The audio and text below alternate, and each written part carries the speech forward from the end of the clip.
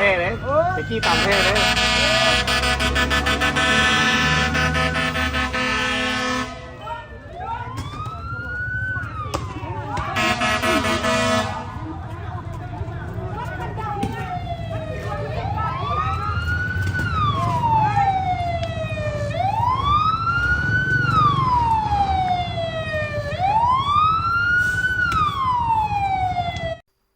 สดฮ้อน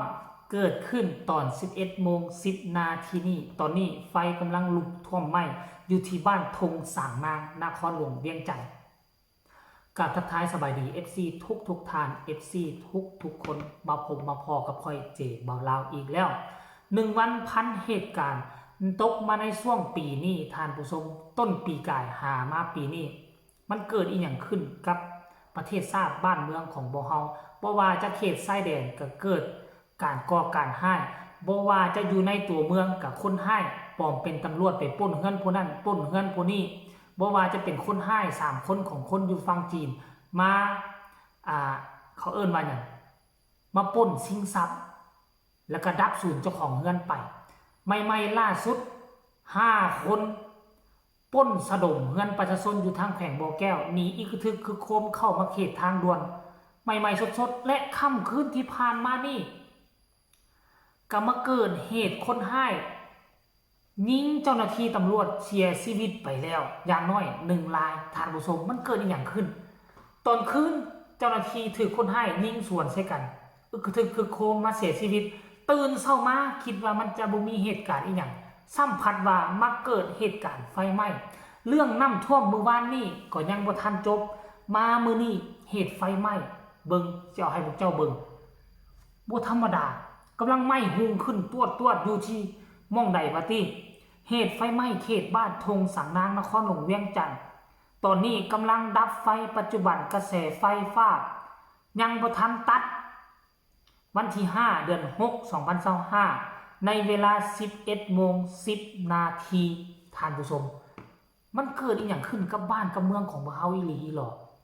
หลายคนตั้งคำถามหลายคนซักถามอยากให้ทุกคนไปเบิ่งคลิปนี้ซะก่อนแล้วจึงมาพ้อกันในช่วงต่อไปเบิ่งกันเลย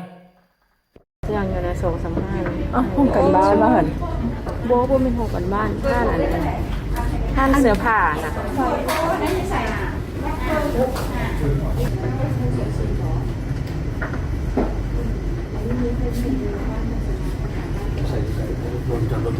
หั่นแหละอยู่ว่ายังพอจะรู้ทางนั้นวายพิมพ์อะไรครับเรื่องเราไม่ยุ่งไม่นะเราเป็นเพื่อน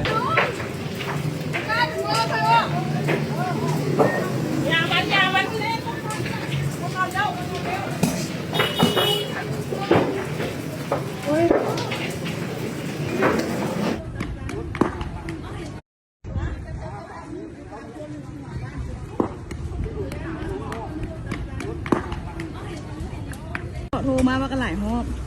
เอาอันน้ำนี่วายพิมพ์อะไรครับเรื่องเราไม่ยุ่งไม่นะเราเป็นเพื่อนสำหรับเราลามไปเลยนี่บอกว่าพี่ถึงตัดทางอยู่เด้เยี่ยมมาเลยนะตะกี้ตำรวจกับเพื่อนตะกี้เราตามแท้เลยตะกี้ตามแท้เลย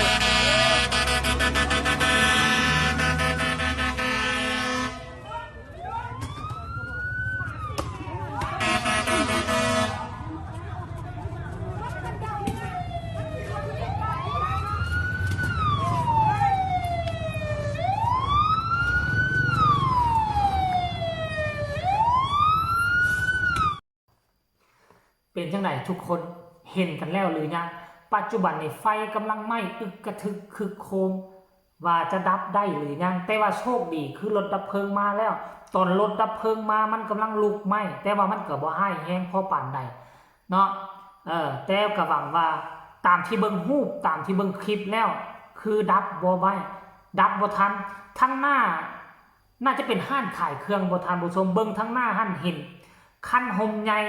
เห็นเอาเสื้อผ้าหน้าผมมาเกาะห้อยกันทางด้านในน่าจะเป็นสางเก็บเครื่องม่องขายเครื่องเขาหรือบอมันจึงก่อให้เกิดไฟลุกไวขนาดนี้ภายในเสี้ยววินาทีท่านผู้ชมหลังจากที่เกิดเหตุไฟไหม้ดังกล่าวนี่ก็มีคนเข้ามาคอมเมนต์ต่างๆนานาแสดงความเป็นห่วงเป็นใยและก็ส่องแสงไปถึงหน่วยงานที่เกี่ยวข้องบางคนก็ประกอบความคิดความเห็นว่านี่คือมาอยู่ใกล้บอนค่อยอยู่แท้ขอให้ทุกคนปลอดภัยว่าสั้นมาเบิ่งคอมเมนต์อยู่ลุมนี่บ่นี่สัวสีดับได้สุดท้ายมดเป็นหลังมดห้านก่อนเนาะอีตนเจ้าของห้านเขาได้แต่ได้ตั้งต้นใหม่ดับซ่าเกินไปว่าซั่นเด้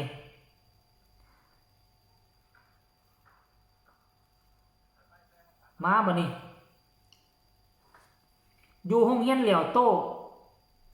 ยังแนมเห็นว่าสั่นปาโทไม่อยู่ทงสร้างนางอยู่โรงเรียนเหลียวโตยังแนมเห็นว่าสั่นโอ้แสดงว่าไปแปลวไฟขึ้นสูงได้เนาะสวยประกาศให้ป้อมตำรวจไฟแดงตาลมีไซนครหลวงเวียงจันทน์จัดการพวกนักเลงเอาแล้วบุกเกี่ยวข้องเนาะบุกเกี่ยวข้องทำส้มเอาไหมบ้านเฮาคือไฟไหม้ดุแท้เป็นย้อนอย่างเด้เนาะขอให้ทานที่มีความรู้และเป็นเชี่ยวชาญด้านการไฟฟ้าช่วยซี่แนะแก่ประชาชนพวกเฮาที่บ่ได้สูงมันหยังที่บ่ได้สูงมี2ทางแก้ไขลดพรอัคคีภัยต่ำสุดๆได้บ่หรือเป็นน้ำตั้งซื้อหม้อไฟอาเซียนบ่จัดกรณีไฟไหม้แบบนี้ทางบริษัทไฟฟ้ามีส่วนรับผิดชอบบ่อันนี้ผู้นี้เนาะมาอีกบ่นี่โอ้ท่านผู้ชมหลายคนก็หลายคำคิดหลายคำเห็นเนาะหลายคนก็หลายตั้งคำถามสรุปแล้วมันเกิดอีหยังขึ้นเฮาก็บ่ฮู้แต่ว่าหลายคนก็คาดเดาว่ามันเป็นเพราะไฟฟ้าลัดวงจรแล้วสาเหตุหยังไฟฟ้าจึงลัดวงจรเฮาจึงมาตั้งคำถามเจาะจิ้มไปตื่มสาเหตุมันหลักๆก็คือสายไฟเก่าหั่นแหละอาจจะเป็นสายไฟเก่าอยู่ในเฮือนในซ่านใช้ไฟดุดันมันก็ฮ้อนแล้วเพราะสายไฟเก่ามันก็เปื่อยง่ายไปแตะใส่เครื่องใส่ของมันจึงก่อให้เกิดไฟไหม้ลามอย่างไววาแบบนี้เนาะคลิปนี้ก็เอามาฝากเอามาต้อนสดๆฮ้อนๆในมือนี้ใครมีคำตำหนิที่ส้มคำคิดคำเห็นก็ช่วยส่งข่าวมาใต้คอมเมนต์ฝากทุกคนกดไลค์กดแชร์กดติดตามเพื่อเป็นอุทาหรณ์สอนใจให้แก่ประชาชนผู้ตาดำๆที่ใช้ชีวิตอยู่ในประเทศลาวของพวกเราให้อยู่รอดปลอดภัยอย่าให้เกิดเฮือนตนเองถึงไฟไหม้ก็แล้วกันสำหรับคลิปนี้ขอกล่าวคำว่าสบายดี